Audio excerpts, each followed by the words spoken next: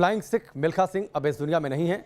उनकी यादें जहन में हैं और उन यादों की चर्चा करके देश के सभी लोग, दुनिया के सभी लोग, उनके प्रशंसक उन्हें श्रद्धांजलि दे रहे हैं।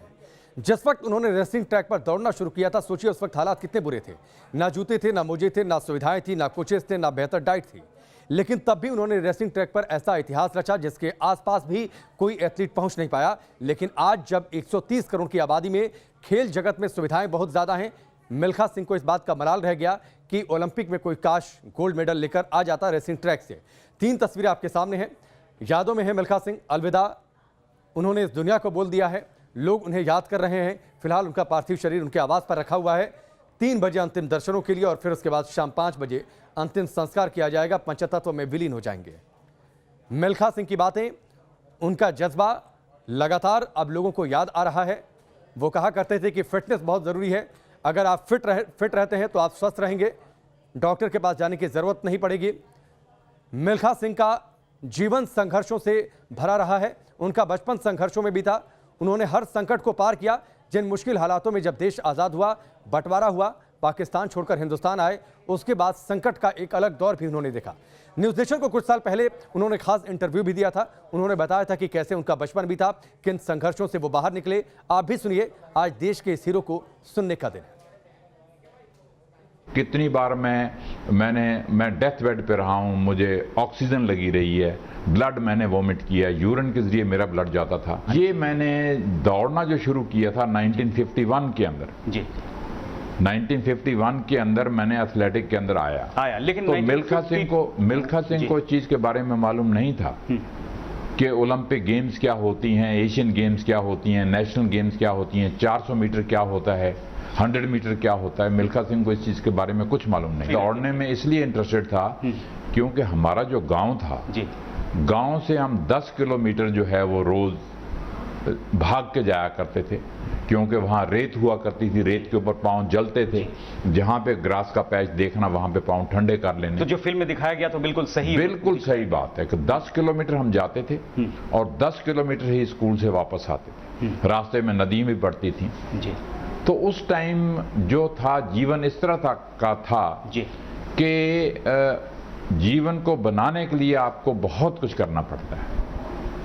तो वो हम जब भागे हुए जाते थे, भागे हुए आते थे, तो वो स्टेमिना मिल्खा सिंह का बना हुआ था। मगर मिल्खा सिंह को ये नहीं मालूम था कि 100 मीटर क्या होता है, 200 क्या होता है, 400 क्या होती है, शॉट पुट क्या होता है। ये जो सारी चीज, इसका क्रेडिट मैं हमेशा आर्मी को देता हूँ। अगर मैं आर्मी में नहीं जाता तो मिल्खा सिंह, हजारों मिल्खा सिंह और पड़े हैं गांव के अंदर, किसी को मालूम ही नहीं। आज मिल्खा सिंह को याद करने का दिन है। उन्हें देश विदाई दे रहा है। न्यूज़ नेशन ने मिल्खा सिंह से कुछ साल पहले बातचीत की थी। एक हिस्सा हमने आपको सुनवाया। इस इंटरव्यू में जब उनसे उन पर बड़ी फिल्म पर बातचीत की गई, यानी भाग मिल्खा भाग की बातचीत की गई, सुनिए उन्होंने क्या कहा था। बात यह है कि जो मेरे जमाने के लोग हैं, जो 80 के आसपास हैं या 80 से ऊपर हैं, वो तो उनको तो मिल्खा सिंह की जीवन कहानी जो है वो सबको मालूम है जी। मगर जो जनरेशन 30 साल से नीचे है, उस जनरेशन को नहीं पता कि मिल्खा सिंह का नाम तो उन्होंने जरूर सुना है जी। मगर उस जनरेशन को ये नहीं पता कि मिल्खा सिंह किस आग में से निकलकर, कितना हार्ड वर्क करके यहाँ पे वो पहुंचा है। तो मुझे इस बात की खुशी है कि मेरे जीते जी मेरे जीवन पे उन्होंने फिल्म बनाई है जी। और मैं समझता हूं कि ये जो आने वाली यूथ है, उसको ये फिल्म जो है इंस्पायर करेगी और वो आगे बढ़ेंगे, आगे बढ़ के अपने देश का नाम जो है वो दुनिया में उसी तरह रोशन करेंगे जिस तरह से मिल्खा सिंह ने किया। ये सही बात है कि भी उन्होंने, मैं समझता हूं कि 80% जो है मेरा जीवन जो है उन्होंने ट्रू दिखलाया है। तो ये फिल्म पर उनसे बातचीत की जा रही थी। इसको लेकर भी एक अलग किस्सा है। पहले वो फिल्म के लिए तैयार नहीं थे, लेकिन बाद में जब उनके बेटे ने कहा कि नहीं ये फिल्म बननी चाहिए, और तब उन्होंने हामी भरी थी और सिर्फ 1 रुपया इस फिल्म के लिए उन्होंने लिया था, जबकि निर्माता निर्देशक उन्हें एक अच्छी खासी रकम देना चाहते थे। कुछ मेहमान हमारे साथ जुड़े हैं, उनका परिचय आपसे करवाते हैं। Asian marathon champion Sunita Godara ji हमारे साथ जुड़ी हैं। जवाहरलाल नेहरू स्टेडियम से हमारे साथ हमारे सहयोगी राहुल डबास जुड़ चुके हैं। इसके साथ ही चंडीगढ़ से विशाल जुड़ चुके हैं और साथ ही पंकज भी हमारे साथ जुड़ रहे हैं, उनसे भी हम बातचीत करेंगे। लेकिन फिलहाल सीधे मैं सुनीता गोदारा जी आपके पास आता हूं। एक बाइट हमने अभी सुनवाई है। पता नहीं होता था जब रेसिंग ट्रैक पर दौड़ते थे तो 100 मीटर की दौड़ क्या होती है, 200 मीटर की दौड़ क्या होती है, 300-400 मीटर की दौड़ क्या होती है, अलग अलग दांव क्या होते हैं। जब मिल्खा सिंह दौड़ते थे ना जूते बेहतर थे, ना मोजे थे, ना बेहतर कोचेस थे, ना बेहतर डाइट कैसे क्या ध्यान रखना है ये कोई बताने वाला नहीं था। उस दौर में उन्होंने ये उपलब्धियां हासिल की। एक मलाल जरूर रह गया उन्हें कि 130 करोड़ की आबादी में जब इतनी खेल सुविधाएं हैं, बेहतर कोचेस हैं, बेहतर डाइटिशियंस हैं, इतने शानदार स्टेडियम हैं, काश कोई ओलंपिक में रेस ट्रैक से गोल्ड मेडल लेकर आ जाता। कितनी बढ़िया बात आपने बताई है। यही सिर्फ मलाल नहीं है, हम जैसे जो मैं 62 इयर्स की हूँ और मिल्खा जी 91 तक, मिल्खा सिंह जी इतना अच्छा जीवन उन्होंने जिया, इतना फिट जीवन जिया। ठीक है, पोस्ट कोविड कॉम्प्लिकेशंस की वजह से कोरोना तो पता नहीं क्या क्या कर रहा है, वो मिल्खा जी को भी ले गया, लेकिन 91 की एज तक इतना फिट रहने के बावजूद वो कितना अच्छा एक संदेश देते थे सबको। और उसी से हमें पता चलता है कि हम 30 साल और इस तरह से फिट रह के और दूसरों को संदेश दे सकते हैं। मैं ये वो बात कहना चाहूंगी मिल्खा जी की, जो मिल्खा जी नहीं कह रहे थे, वो सिर्फ कह रहे थे कि ओलंपिक में कोई मेडल आ जाता, लेकिन आपको पता है 61 में अर्जुन अवार्ड शुरू हुआ, 62 में वो उन्होंने एशियन गोल्ड जीता, लेकिन उनको फेडरेशन की स्पोर्ट्स पॉलिटिक्स देखिए कि उनको अर्जुन अवार्ड नहीं दिया। राज्यसभा में उनका नॉमिनेशन नहीं हुआ। जब पहला भारत रत्न एक खिलाड़ी को देना था तो एक्चुअली मिल्खा सिंह को देना चाहिए था ना, लेकिन नहीं दिया, वो किसी नॉन ओलंपिक स्पोर्ट्स वाले को दे दिया। और 94 में, जब 1994 की बात कर रही हूँ, जब नॉन डिजर्विंग लोगों को अर्जुन अवार्ड दिया गया तो सिर्फ उससे बचने के लिए, क्योंकि वो मीडिया में आ गई थी बात और उस चक्कर से बचने के लिए इनको अनाउंस किया गया कि इनको मिल्खा सिंह को भी अवार्ड दिया जाएगा। पता है मिल्खा सिंह ने उस समय क्या कहा? मिल्खा सिंह जी ने कहा कि जहां पर गधों को और घोड़ों को एक साथ हाँकते हैं वो अवार्ड मुझे नहीं चाहिए, और इन्होंने टर्न डाउन कर दिया था। वो तो भला हो सरकार का कि उनको पद्मश्री दे दिया, लेकिन क्या आप सोचते हैं कि हमारे मिल्खा सिंह जो ब्रेव हार्ट थे, जो फ्लाइंग सेफ थे, जिसको पूरा वर्ल्ड जिनकी बात करता है और वो पूरे वर्ल्ड में जाने जाते हैं, जब वो रोम ओलंपिक्स में, ठीक है पीछे देखने की वजह से 4th आए, लेकिन वर्ल्ड रिकॉर्ड बनाया था। उस जमाने में इतना बढ़िया उन्होंने प्रदर्शन किया था वर्ल्ड लेवल पे, उनको ये सब डिप्राइव किया गया। ये सारी स्पोर्ट्स पॉलिटिक्स है। तो मैं तो सच कहती हूँ कि आज भी जो दमखम के साथ स्पोर्ट्स प्रमोशन कर रही हूँ, इसीलिए कर रही हूँ आगे ब्रेव हार्ट होना क्या चाहिए। कुछ उन्हें और मिल सकता था, क्योंकि इस बात की शिकायत तो उनके अंदर थी कि सिस्टम से जो सम्मान मिलना चाहिए था उतना सम्मान नहीं मिला, लेकिन देश के लोगों ने उन्हें बेतहाशा प्यार दिया, अपार प्यार दिया, और जो कुछ उन्होंने जीवन में हासिल किया उस वजह से हासिल किया। लेकिन जिस बात का आपने जिक्र किया, मैं इससे पहले कि अपने सहयोगियों का रुख करूं, जिस बात का आपने जिक्र किया कि वो फिट थे, वो कहते थे आप कब खाते हैं, कितना खाते हैं, क्या खाते हैं, ये बहुत ज्यादा मायने रहता है। आप भूख से थोड़ा कम खाइए, दौड़िए जरूर, पार्क हो, सड़क हो, आप बाहर निकलिए, दौड़ कर आइए, स्टेडियम हो वहां आप दौड़ कर आइए, फिट रहेंगे, आपके पास डॉक्टर के पास जाने की जरूरत नहीं पड़ेगी, खून तेजी से शरीर में दौड़ेगा तो आप एकदम फिट रहेंगे। ये सारी बातें उन्होंने जीवन में अनुभव से सीखी। और 91 की एज में अगर वो गए हैं तो पूरे फिट होके गए हैं, वो बेड रिडन होके नहीं गए हैं। ये कोरोना तो एक महामारी की तरह आ रखा है, तो इससे ये वो मिल्खा सिंह जी इसकी चपेट में आ गए, और क्या पता, वो तो वापस आ गए थे, लेकिन वाइफ की डेथ का शॉक उनको ले डूबा, या क्या हुआ वो तो डॉक्टर की उसी से पता चलेगा। लेकिन मेरा ये मानना है कि 91 की एज तक जो इतना फिट रहे हों, इतना मतलब पूरे होशो हवास में लोगों को वो अभी भी एडवाइस करते थे, तो इससे बढ़िया जिंदगी और क्या हो सकती है। सच में hats off to Milkha Singh ji. ठीक है सुनीता जी, मैं आपके पास लौट कर आता हूं। मुंबई में फरहान अख्तर के घर से पंकज मिश्रा भी हमारे साथ जुड़े हुए हैं।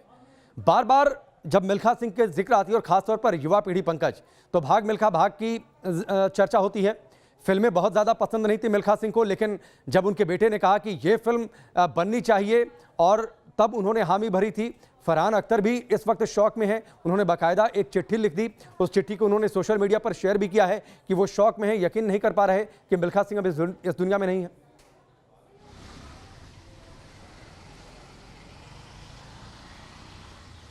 जी बिल्कुल राकेश, देखिए मिल्खा सिंह जो हैं वो हम सब के लिए एक इंस्पिरेशन थे, ना आम आदमी बल्कि बॉलीवुड और जो बड़ी हस्तियां हैं उनके लिए भी मिल्खा सिंह हमेशा से एक इंस्पिरेशन रहे हैं। लिहाजा ख़ास तौर पर जब भाग मिल्खा भाग ये फिल्म आई, उसके बाद जो युवा पीढ़ी है या देश के जो अन्य लोग जिनको मिल्खा सिंह की ज़िंदगी के बारे में बहुत कुछ नहीं पता था, इस फिल्म के ज़रिए उन्हें बहुत कुछ उनके बारे में पता चला। और यही वजह है कि आज हर कोई बहुत दुखी है, और सबसे ज़्यादा दुखी इस दौरान बॉलीवुड के वो लोग हैं जिन्होंने मिल्खा सिंह के साथ काम किया था। और इस वक्त जैसा कि आपने बताया कि हम फरहान अख्तर के घर के बाहर खड़े हैं, आपको हम तस्वीर दिखाते हैं। मुंबई के पाली हिल इलाके में ये फरहान अख्तर का घर है, 7वें फ्लोर पर फरहान अख्तर रहते हैं। जैसे ही मिल्खा सिंह के निधन की खबर आई, फरहान अख्तर ने एक चिट्ठी जो है वो सोशल मीडिया पर शेयर की। उन्होंने लिखा कि उन्हें विश्वास नहीं हो रहा है कि मिल्खा सिंह अब इस दुनिया में नहीं रहे। साथ ही उन्होंने लिखा कि वो एक इंस्पिरेशन है हम सब के लिए, और वो लोग लकी हैं जो उनके परिवार हैं, जो जिनके लिए वो पिता हैं, जिनके लिए वो भाई हैं, लेकिन हम सब भी लकी हैं कि हमारे बीच मिल्खा सिंह थे। और यही वजह है कि ना सिर्फ फरहान अख्तर बल्कि भाग मिल्खा भाग फिल्म से जुड़े तमाम लोग, चाहे वो सोनम कपूर हो, चाहे वो दिव्या दत्ता हो, ये तमाम लोग आज दुखी हैं और अपने सोशल मीडिया पर अपना जो दुख है और मिल्खा सिंह के साथ जो उन्होंने समय बिताया था उसे शेयर कर रहे हैं। तो कहीं ना कहीं इस फिल्म के माध्यम से ही आवाम में मिल्खा सिंह जो है वो और पॉपुलर हुए। उनकी जो व्यक्तिगत जिंदगी थी उसके बारे में लोगों को पता चला, और जो लोग इस फिल्म के साथ काम कर रहे थे वो लोग आज मिल्खा सिंह के निधन से बेहद दुखी हैं। जी ठीक है, चलिए पंकज मैं आपके पास आता हूं। मैं राहुल डबास का रुख करता हूं। दिल्ली के जवाहरलाल नेहरू स्टेडियम से हमारे साथ जुड़े हुए हैं, और जब नेहरू स्टेडियम के जिक्र आता है राहुल तो पंडित जवाहरलाल नेहरू की याद आती है।